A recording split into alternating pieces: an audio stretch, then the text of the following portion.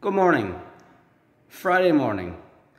Today I want to talk about just something, helping Jesus. Now it sounds kind of ridiculous. Jesus is God. Why on earth would he need our help? Well, the thing is, he actually does. Because that's how he is basically chosen to work. You see, St. Augustine, I think, would have said that God made us without our help, but God won't save us without our help. In other words, you were born, I was born, without anybody asking us.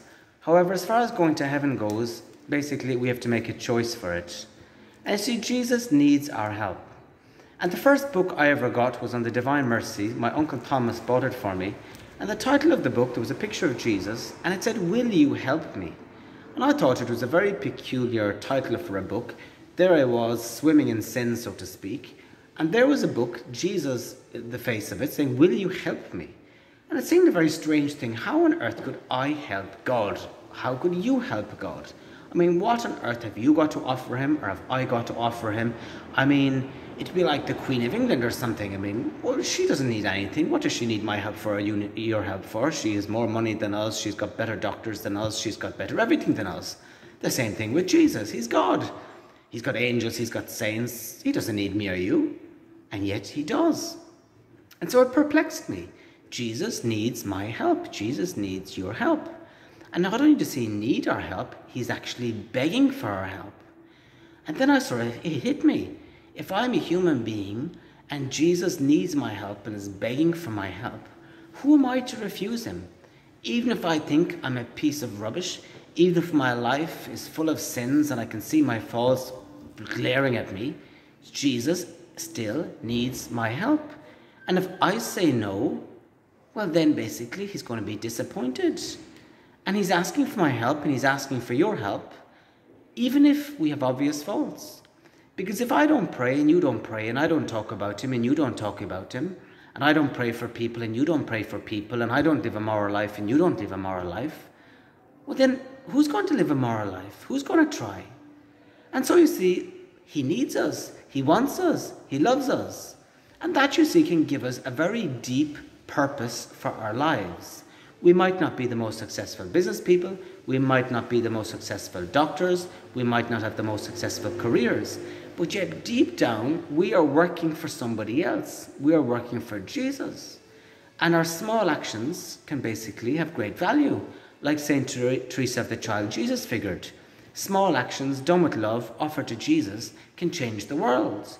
And so you see, even though we're hidden and our lives at times can seem meaningless, can seem insignificant, and even can seem like a total and utter waste, yet at the same time, by uniting that with Jesus, offering that to Jesus, praying for other people, talking to other people, and allowing Jesus to work in us and through us, basically our lives, spiritually speaking, can be extremely valuable, extremely rewarding.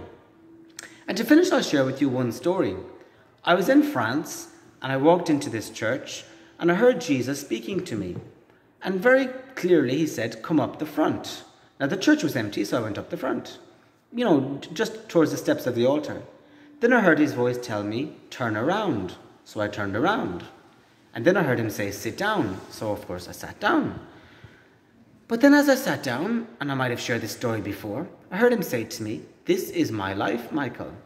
I'm here in the tabernacle, sitting, if you like you're sitting now, looking out, waiting for someone to come." And from that place I could see that there were people out in the market, there were lots of people, and nobody was coming in. And it suddenly hit me, there is Jesus lonely. Lonely for our love, lonely for our help, lonely for our prayers, lonely for our intercession, lonely for us just to even cast a thought onto him and helping him. And so today, my message to you is simple. No matter who you are, whether you're big or small, or black or white, or gay or straight, or trans, whether you've all the sins in the world, or whether you are perfect and have just gone to confession yesterday and are a saint, you can help Jesus. Every prayer you say counts. Every Hail Mary counts. Every Our Father counts. Every act of love counts. Even if afterwards you do 1,000 sins, that one act of love will still count. And so today, my message is very, very, very simple. pray. You can help Jesus no matter how despicable a person you think you are. You can help Jesus no matter how terribly broken you think you are.